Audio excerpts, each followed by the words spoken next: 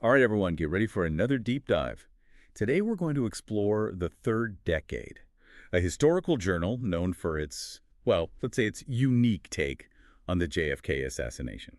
The third decade really digs deep, They present analyses and evidence you won't find in your typical history books. It's definitely a resource for anyone looking to go beyond the official narrative. Well, we've got some fascinating excerpts from the journal to unpack today. We'll be looking at potential inconsistencies, alternate theories like the idea of a second Oswald, and even some curious details about Jack Ruby in the days leading up to the assassination. And remember, we're presenting these alternative perspectives to encourage critical thinking. It's all about examining the evidence and forming your own conclusions. So let's get started with a 1970 article by Sylvester Mayer. He really scrutinizes the events around Lee Harvey Oswald's arrest and arraignment, and, well, let's just say he raises some eyebrows. Yeah, Mosher's analysis points out some pretty big discrepancies in the timeline given by the Warren Commission. For one, there's no transcript of Oswald's arraignment. That's odd, isn't it? You'd think such a crucial event would be meticulously documented. You would think. And get this, there are no checkout slips for Oswald's removal from his cell, which should be standard procedure. It's like key pieces of the puzzle are just missing. Makes you wonder what else might be absent from the official records. And to add to the mystery, police officials gave conflicting accounts of what happened. Some say the arraignment definitely took place. Others seem completely baffled by that claim. This lack of clarity around something as fundamental as an arraignment really makes you question the Warren Commission's whole investigation. If they missed this, what else might they have overlooked? Now, adding another layer to this, there's a report by FBI agent James P. Halsey, filed just days after the assassination, stating that no formal arraignment for Kennedy's murder actually took place. Well, why not? You'd think that would be a top priority. Well, the report states that it wasn't considered necessary because Oswald was already facing charges for the murder of Officer J.D. Tippit. So they didn't formally charge him for the president's assassination because, well, he was already in trouble for something else. That seems incredibly odd. It definitely raises questions about the thoroughness of the investigation. Was this a simple oversight or something more deliberate? This whole lack of a clear and consistent narrative about such a pivotal moment really casts doubt on the reliability of the official account. Right. It emphasizes why it's so important to examine all the evidence, including those alternative perspectives. Sometimes what seems like a small inconsistency can unravel a much bigger narrative. And believe me, Mager's article doesn't stop there. He goes on to examine the conflicting reports about the rifle used in the assassination. And, well, this is where things get really interesting. So Meyer looked at broadcasts from Dallas radio stations on November 22nd, 1963. And, well, what he found was a jumbled mess of descriptions for the alleged murder weapon.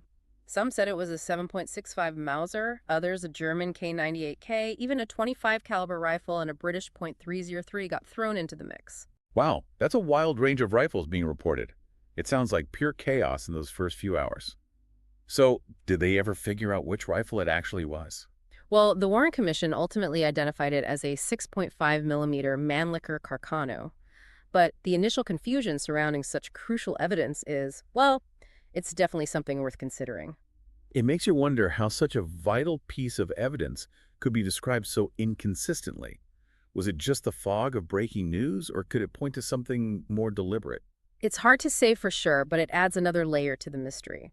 Whether it's a series of honest mistakes or something more intentional, these conflicting descriptions add to the uncertainty around the assassination. The deeper we go, the more questions we have. And get this, Mager's article introduces the concept of a second Oswald. And, well, this is where things take a really bizarre turn. This theory stems from numerous accounts of people encountering a man who looked just like Oswald in the days and weeks leading up to the assassination. And we're not talking about vague sightings. Many of these accounts are incredibly detailed. So are we talking about a simple case of mistaken identity? Or is there something more to these encounters? That's the million-dollar question. Some accounts are so specific that they suggest something more deliberate, like a planned impersonation. One particularly chilling story involves a refrigerator serviceman named Ralph Leon Yates. Okay, I'm intrigued. Tell me more about Ralph. What happened? Well, Yates claimed he gave a ride to a man who looked exactly like Oswald. This man had a package wrapped in brown paper and, get this, was allegedly talking about assassinating the president from a building. That's That's creepy. And this was before the assassination. Yes. And what's even more unsettling is that Yates claimed he showed a picture of this man holding a rifle to his coworkers before the assassination, saying it was the hitchhiker he had given a ride to. He went to the FBI immediately after, claiming he recognized Oswald as the man he picked up. That sounds like something out of a spy thriller. What did the FBI do with his information? Well, they investigated Yates's claims and even interviewed his coworker, who confirmed Yates had talked about this encounter before the assassination. However, despite that corroboration, the FBI ultimately dismissed Yates's account. That's strange, isn't it? They dismissed it even with a witness backing up the story. Seems like pretty important information. It does make you wonder why they didn't investigate further. Was it truly a case of mistaken identity, or was there something more to it? Was Yates seeking attention, or could this point to an attempt to frame Oswald?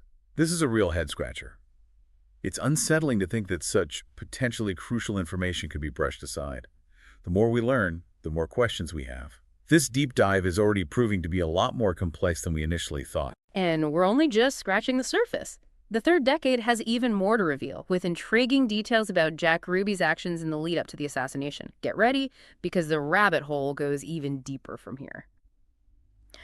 All right, so we've uncovered some pretty significant discrepancies in the official timeline and, well, stumbled upon that chilling possibility of a second Oswald. Now let's turn our attention to Jack Ruby, the man who, of course, fatally shot Oswald.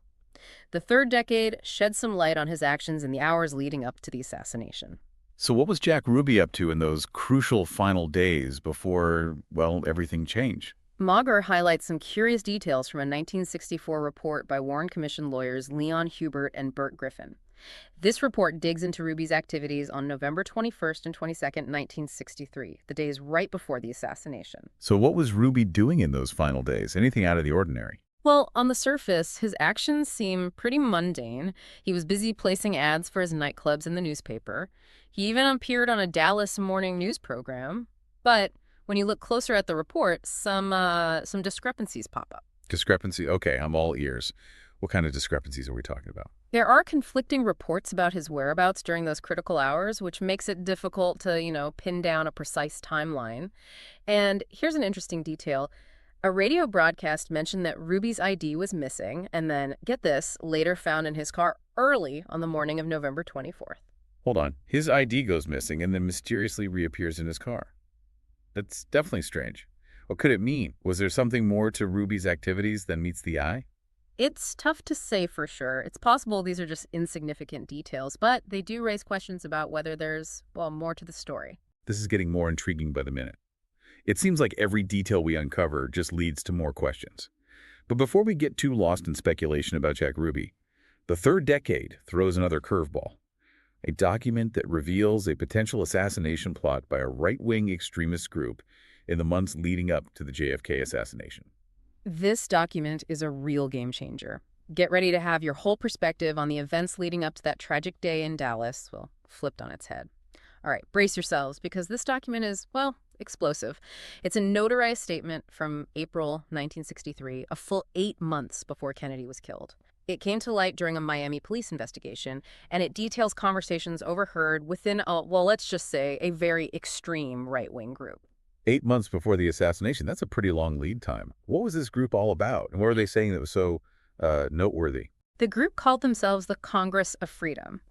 And based on this statement, they were deeply, deeply anti-communist. They believed there was a hidden government pulling the strings in the U.S., a government they saw as completely overrun by communists. A group that paranoid, convinced there was a secret cabal controlling everything. That's a chilling thought, especially given the political climate back then. Absolutely. And it gets worse. The statement doesn't just describe talk. It actually reveals that they were discussing, assassination plots to get rid of anyone they considered an enemy of the United States. And assassination plots. Wow, this is intense. Who were they targeting? Anyone specific? It seems their hit list, so to speak, included anyone they believed was influencing U.S. policy in a direction they opposed. The statement mentions prominent financiers, members of the Council on Foreign Relations, basically anyone they saw as part of this hidden government they were so convinced existed. That's a pretty broad target. Were there any individuals they specifically named? Actually, yeah. The statement names several people as potential targets. It mentions Sidney Weinberg, a senior partner at Goldman Sachs, and several individuals associated with Kuhn, Loeb and Company, another very influential financial institution. Goldman Sachs, Kuhn, Loeb, those are major players in the financial world, even today. It's a frightening thought that there were people seriously talking about eliminating them. What's even more unsettling is that their motivations stemmed from this deep-seated anti-communist paranoia. They truly believed these individuals were enemies, threats to the American way of life. It's like looking into a dark chapter of American history. This document provides a stark example of the kind of dangerous thinking that was taking root back then.